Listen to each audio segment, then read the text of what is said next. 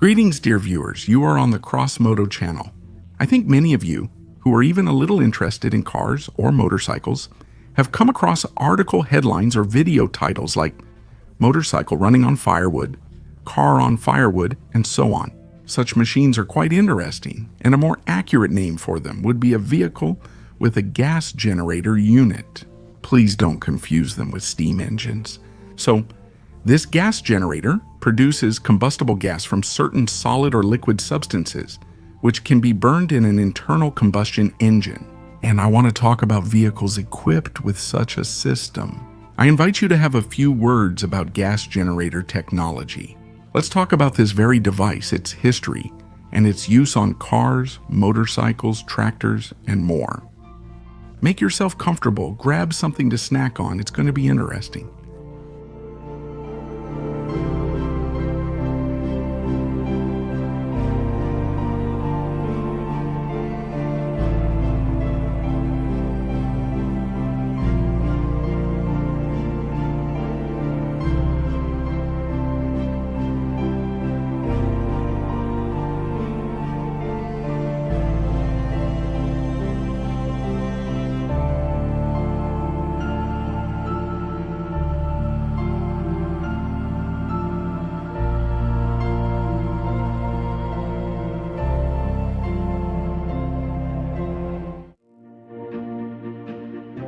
A gas generator is a device for converting solid or liquid fuel into a gaseous form. The most common gas generators run on solid fuel, which, depending on local conditions, can be coal, charcoal, peat, firewood, and the like. Gas generators that use liquid fuel, such as fuel oil, are much less common. The principle of the device is based on the incomplete combustion of carbon.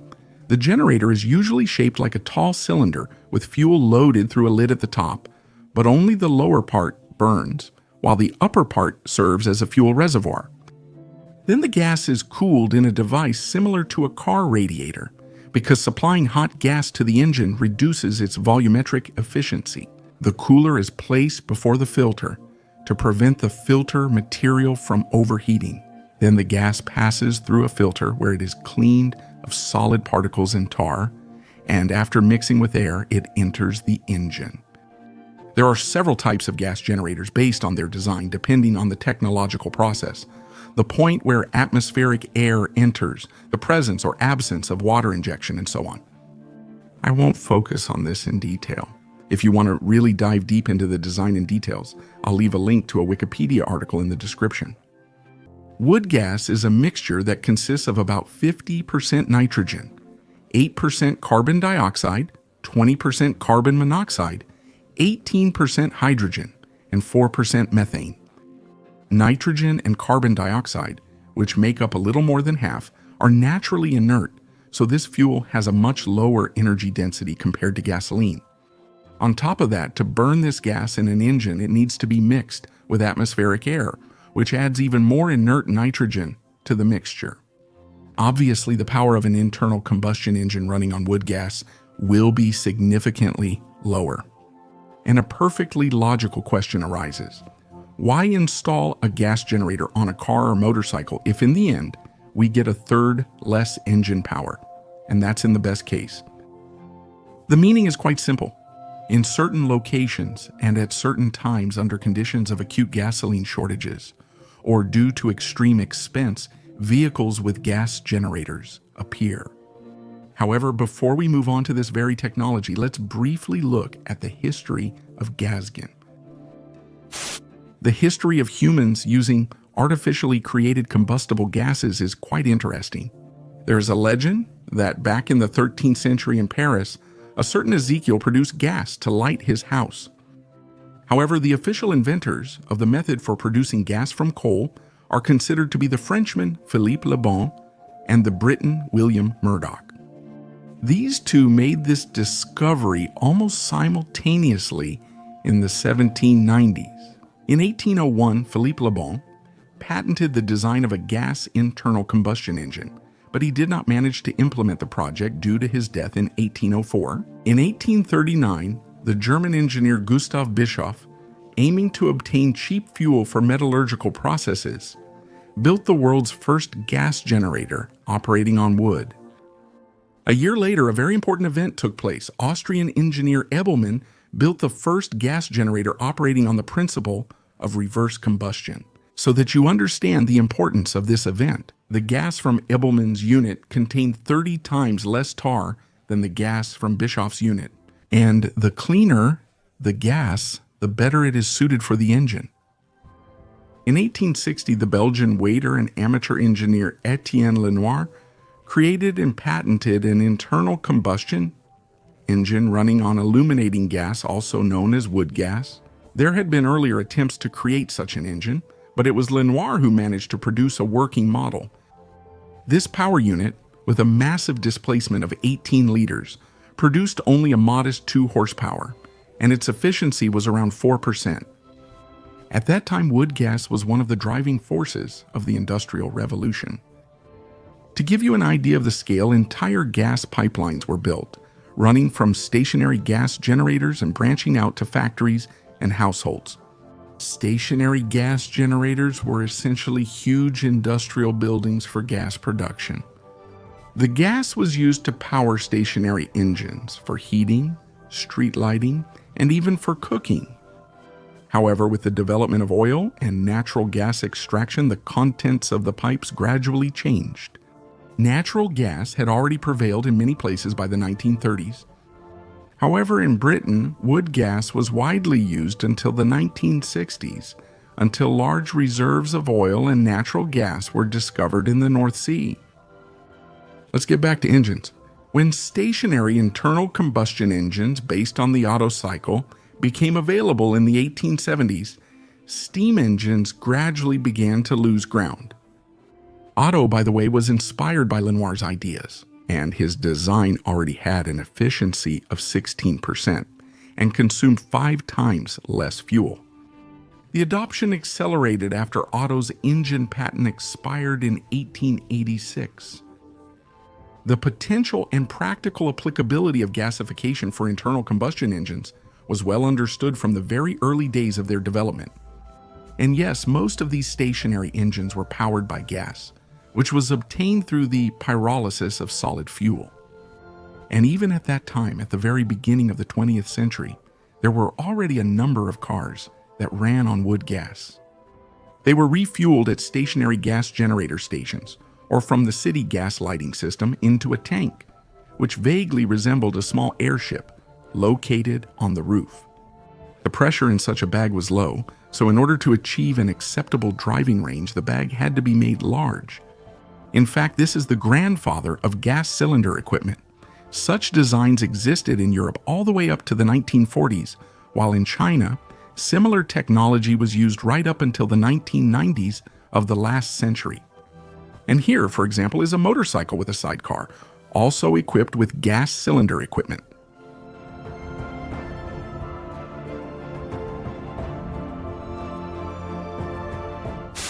However, progress did not stand still, and the invention of a compact enough gas generator that could fit into the design of a car or even a motorcycle was just around the corner. The first gas generator car was built in 1900 by engineer Taylor in France. There was also an interesting German patent for a car gas generator by British inventors. In 1905, engineer Thornycroft in England built the first gas generator motorboat, and in 1908, the first gas generator tractor was built in France. However, all these designs could not boast of efficiency and lost badly to engines running on gasoline or alcohol fuel. In a decade and a half from the beginning of the 20th century to 1914, only a few dozen vehicles with gas generators were built. During this period, gas generator trucks were only used in countries where the price difference between liquid and solid fuels was significant. These were tropical colonies where wood or charcoal was used as fuel. In addition to vehicles, more than 100 locomotives in these countries were equipped with gas generator units at the beginning of the last century. The impetus for developing a more efficient vehicle with an onboard gas generator was World War I. Military operations required an enormous amount of fuel, and such conditions naturally created a shortage. You know what the nuance is? Mineral resources in the Earth's crust are distributed unevenly. And when it comes to hydrocarbons, France was really unlucky. The switch from gasoline to another type of fuel in France was planned under the following conditions. The new fuel, from an economic standpoint, had to be able to compete with gasoline, and the switch to the new fuel should not require major modifications to engine designs. Research aimed at meeting the first condition, sufficient affordability, showed that only producer gas made from wood and charcoal could provide the necessary economic effect. As for the second requirement, not to make significant changes to the engine, it was due to the fact that, at that time, France already had a large fleet of cars and tractors, and it was simply unrealistic to modify the engines of so many vehicles on such a scale. Industrial production of gas generators was already established in 1914 in Casablanca, a major city in Morocco, which at that time was a territory controlled by France. Already that year and in the following years, test runs of cars and tractors with gas generators were conducted, but the results gave no reason for optimism. In 1916, a bus with a gas generator engine began making regular trips between Paris and Rouen. After the war, a Frenchman brought about a revolution in the industry. Engineer and chemist Georges Imbert, after being demobilized in 1918, started producing soap and at the same time began experimenting with creating liquid fuel from coal. But the final product turned out to be extremely expensive, so Imbert gave up on liquid fuel and focused his attention on gas generators. In 1921, he built a fairly compact and efficient generator for the reverse gasification process and equipped a car with this generator. The golden age of the gas generator had begun. In 1921, after equipping a car with a gas generator, Georges Imbert personally drove it to Paris, covering 500 kilometers. This event attracted a lot of attention from business circles, the public, and especially the military department. And just a year later, competitive trials and rallies of gas generator vehicles began to be held regularly in Europe, aiming to test new technical solutions and popularize this type of transport in society. New designs of gas generators began to appear like mushrooms after the rain. For example, one of the 120-kilometer rallies organized this year in France showed that the consumption of charcoal per kilometer ranged from 90 to 114 grams. A rally organized a year later, over a distance of 1,400 kilometers, showed significantly lower consumption, ranging from 74 to 94 grams of charcoal. Thus, 1 liter of gasoline could be replaced by approximately 1.3 kilograms of charcoal.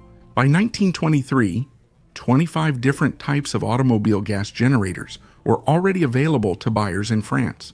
In 1924, the French Ministry of Defense successfully tested gas generator vehicles, Berliet trucks, during military maneuvers, and 5 years later, 2/3 of the nearly 2,000 gas generator vehicles traveling on local roads belonged to the French Army. But what are 2,000 vehicles for France, even in those years? A drop in the ocean. It must be admitted that in the period from the late 1920s to the early 1930s, the convenience and low cost of liquid petroleum fuel made the use of gas generator vehicles unpopular. By 1930, in all European countries, with sufficient biomass resources, gas generator technology was actively developing only thanks to government subsidies and benefits. The United Kingdom, France, and Italy initiated the widespread use of transport gas generators in their colonies. And the Japanese government, to encourage the use of gas generator vehicles, chose to provide material incentives to owners by giving them 300 yen when purchasing such a vehicle. In 1932, one significant event took place. French engineers developed the first successful gas generator unit for a motorcycle, which ran on charcoal using the horizontal gasification principle. This unit was distinguished by having an oil supply system into the generator gas to lubricate the engine. The engine power in this case dropped by no more than 40% compared to when the engine ran on gasoline. Georges Imbert observing how reluctantly his technology was being adopted in France, and apparently experiencing financial difficulties, sold part of his technologies to Germany in 1931. And in the 1930s, the Global Center for Gas Generator Development gradually shifted in this direction. In Italy, there were also ideas about a national fuel, but the Italians did not achieve any particular success. All the generators they used were copies of French designs. In addition to the European continent, work on gas generator units for vehicles was also carried out in the United States and Canada, as well as in Australia and the Soviet Union. We will talk about the Union in a separate chapter. However, despite government subsidies for this industry, the proportion of vehicles with gas generators was very small due to the availability and greater practicality of petroleum products. But once again, another world war would change everything. World War II was a war of engines. Yes, tanks and trucks were used in World War I as well, but there weren't that many of them. There was also widespread use of horse-drawn transport and military branches such as cavalry. In less than 3 decades, everything changed dramatically. The level of mechanization of the troops increased many times over. And now, imagine the amount of fuel consumed by a large army. For example, at the height of World War II, according to some estimates, the Wehrmacht was consuming about 15 million tons of petroleum products per month. And that's when gas generators came in handy. While all the fuel was going to the front, people in the rear still needed something to drive, some way to power stationary engines and so on. And all civilian vehicles were converted to run on wood gas. In 1938, Imber developed a gas generator that ran on lignite. This device was intended for Germany, whose land was rich in this resource. Germany was diligently preparing for the conversion of civilian vehicles to gas generators. By the time France fell, Imbert was forced to work for the Germans in an ordinary position, even though he was a patriot of Germany. But as early as 1944, he personally received the Iron Cross from Hitler for developing the gas generator. And in the same year, the press nicknamed George Holzgas Papst, which literally translates as the Pope of Gas Generators. With the start of the war, the industry received a significant boost. The production of generators increased dramatically, and the infrastructure for refueling them developed. For example, in the first half of the 1940s, about 2,000 wood-fueled filling stations were built in Germany. By 1940, there were about 100,000 trucks and 30,000 tractors with gas generators operating in France. Add to that barges and locomotives. In addition, gas generators were a great help for generating electricity and operating stationary engines. By the end of the war, about 500,000 transport gas generators had been built in Germany alone, and more than 1 million worldwide. In addition to directly installing such units on a vehicle, there were versions of gas generators mounted on a separate trailer, from which only a hose carrying the generated gas was connected to the vehicle. Such solutions could already be seen in the mid-30s, for example, this stylish Panhard trailer, or here's a less aesthetic solution from Australia. Some British buses were equipped with a similar trailer, in particular the famous London double-deckers. In 1941, 25 of them were equipped with generators running on coal, which Britain had plenty of. The residents of London didn't like it very much. However, since people still needed to get around, by 1943 there were about 10,000 vehicles with such a setup in the United Kingdom. But the Germans were the most successful in using the gas generator. I wasn't just saying it for nothing when I mentioned that the world center of such technologies moved from France to Germany in the 1930s. The Wehrmacht used trucks with gas generators at the front, and even an armored vehicle with a gas generator. Even some Panzer I and Panzer II tanks were equipped with such a system. Panzer I was produced back in the early 30s, and by the time Poland was captured, in 39 it was already considered obsolete. Panzer II was obsolete by 40. During World War II, these tanks were used as training vehicles in tank schools. But here's a completely unexpected use of the gas generator: a plane. In 1939, a gas generator was installed on a 2-seat Swiss plane, the Comte AC-4 Gentleman, with a 4-cylinder inline air-cooled piston engine producing 115 horsepower. The design of the gas generator manufacturer for the plane is unknown. In general, there is very little information. The chief designer was a Swiss pilot and inventor, Ernst Witz. According to rumors, these guys installed a gas generator weighing 120 kilograms in place of the second pilot at their own expense. It is also known that at a constant cruising speed of about 175 kilometers per hour, the plane used 34 kilograms of charcoal. The fuel supply was enough for 4 hours of flight. And what was happening with two-wheeled vehicles here? Let's figure it out now. As you remember, the first motorcycle with a gas generator appeared in France in 1932. It should be noted that the motorcycle chassis is not particularly suitable for mounting gas generators, especially single motorcycles. And if more practical vehicles for carrying useful cargo like cars were not in high demand in the 1930s and survived on government subsidies, then motorcycles were even less so. The situation changed a bit during the war. The shortage of liquid fuel forced people to look for solutions. Here, for example, is a BMW R71 with a sidecar in which a gas generator is installed. You can see that the machine is a recent build, but it's possible that it's a restoration of a motorcycle from that era. The Swedes were the most successful in gasifying motorcycles. During the war, every fourth motorcycle in that country was equipped with a gas generator. In 1941, the Swedish company Osbrink started producing a miniature gas generator, which was powerful enough to supply fuel for the 100cc two-stroke moped Blixt NV100, which had been manufactured in Stockholm since 1938. The unit ran on charcoal, or more precisely, on charcoal granules, ranging in size from 5 to 15 millimeters. On a single fill-up, you could travel about 10 kilometers, which raises serious doubts about the practicality of using this unit. You can easily cover 10 kilometers on a regular bicycle as well. The generator turned out to have many operational problems, and the manufacturer received a lot of complaints about its low power. Out of the 1,000 generators built, about half were destroyed by the Osbrink company itself, and some were returned by dealers. The project ended in a catastrophic failure. Apart from Sweden, there were developments in other countries, but these were more like single prototypes or custom orders rather than mass production. Here's a device from the Netherlands. Here's a stroller from France with a generator in the trunk of the sidecar. And here are some shots of a British motorcycle.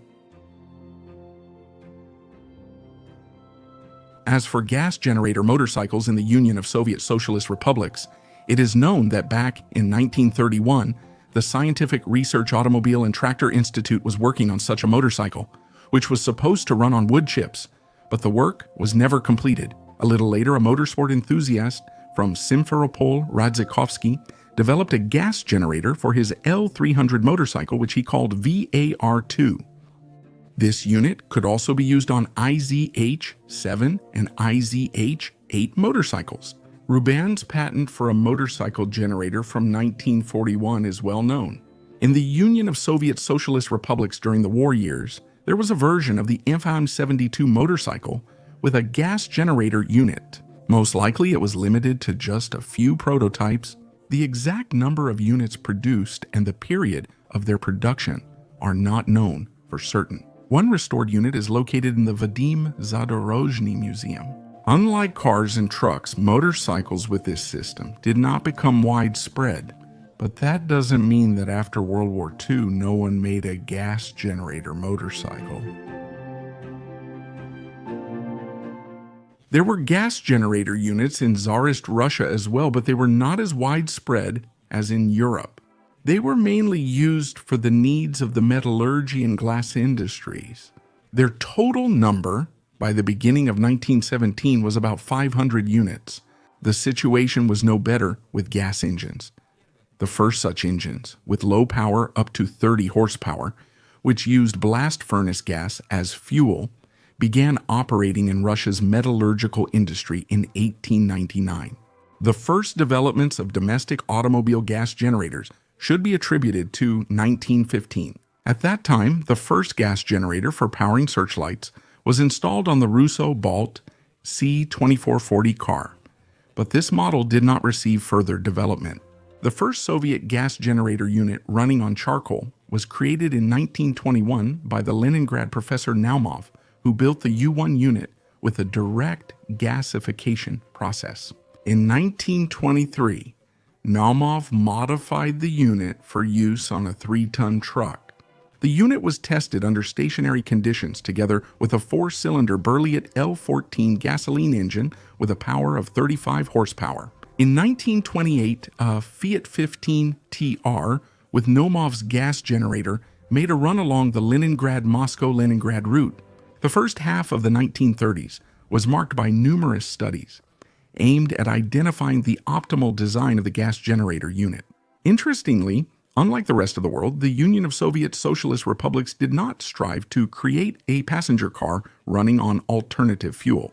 Of course, such prototypes existed, but these experiments had no practical value.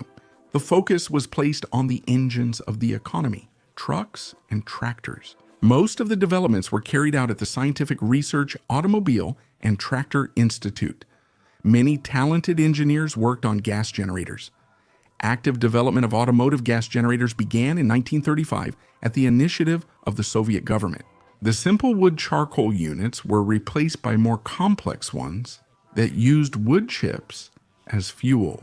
It is worth mentioning the GAZA with the Avtodor tree gas generator unit, created in 1935, as well as the GAZM-1 with the TG12 gas generator. In September 1938, a speed record for a gas generator vehicle was set on it, 60.96 kilometers per hour. The first production gas generator vehicle was the Zavod Imeni Stalina, 13, but the truly mass-produced gas generator vehicles were the Gorkovsky Avtomobilny Zavod, 42, Zavod Imeni Stalina, 21, and the post-war Ural Zavod Imeni Stalina, 352. It's probably impossible to count how many tons of cargo the wood-fueled Gorkovsky Avtomobilny Zavod trucks and Zakars hauled. And later, wood gas made it possible to save the necessary fuel for supplying the army.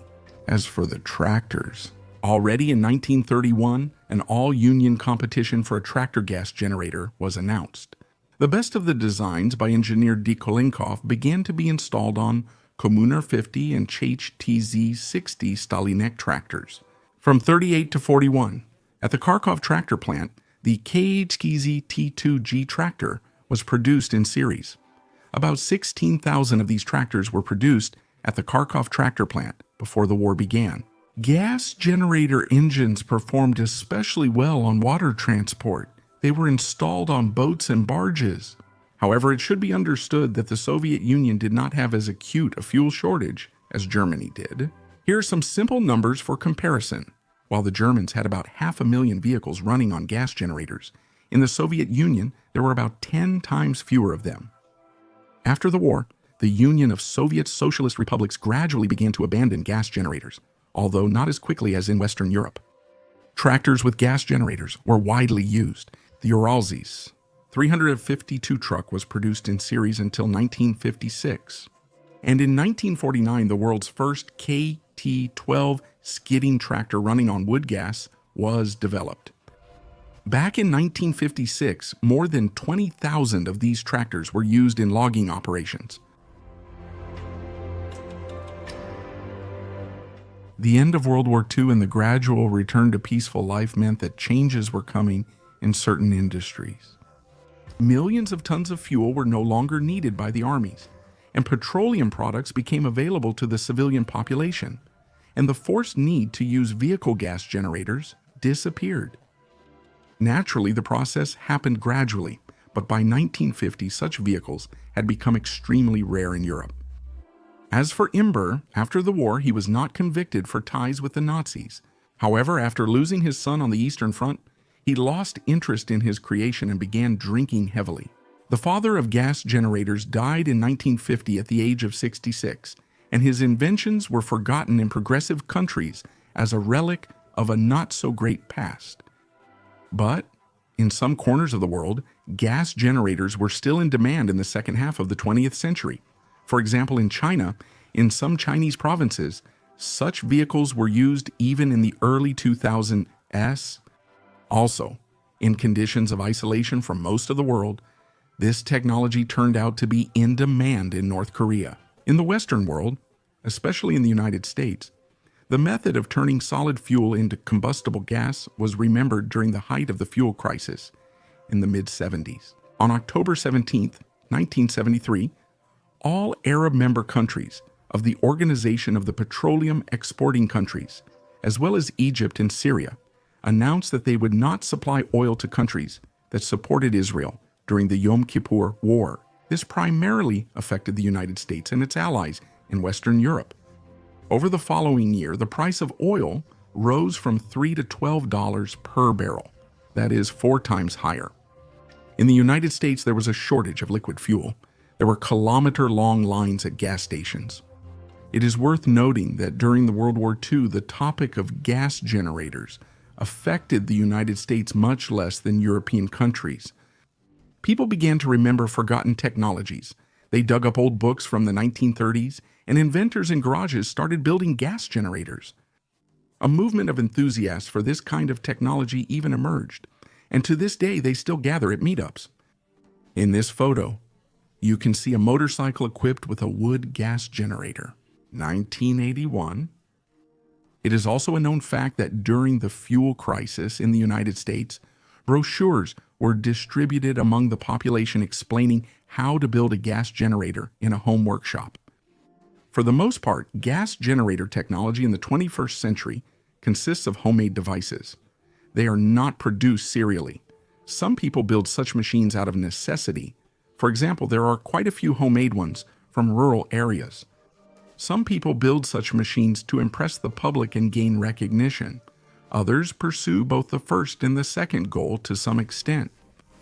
For example, a resident of the Belarusian town of Lapel equipped a heavy Soviet motorcycle with such a device, aiming to save on fuel. Besides saving money, he also attracts crowds of onlookers around his machine at motorcycle rallies. Speed records are even being set for such machines. On September 14, 2011, at the Bonneville Salt Flats, a pickup truck equipped with a charcoal-powered system set a world speed record for wood gas vehicles, reaching a speed of 117.5 kilometers per hour. I imagine that while learning about the history of the gas generator all this time, you've been wondering, what are the advantages and disadvantages of such a device? Now that you know a bit of the history, we can highlight its main advantage.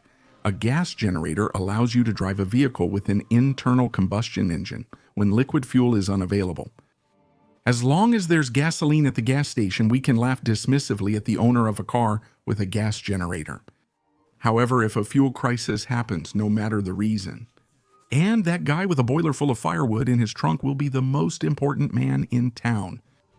It's strange that George Miller didn't add gas generator cars to the Mad Max universe. Although, yes, chases with those machines wouldn't look as dynamic, but in the context of a post-apocalypse, a gas generator is a lifesaver.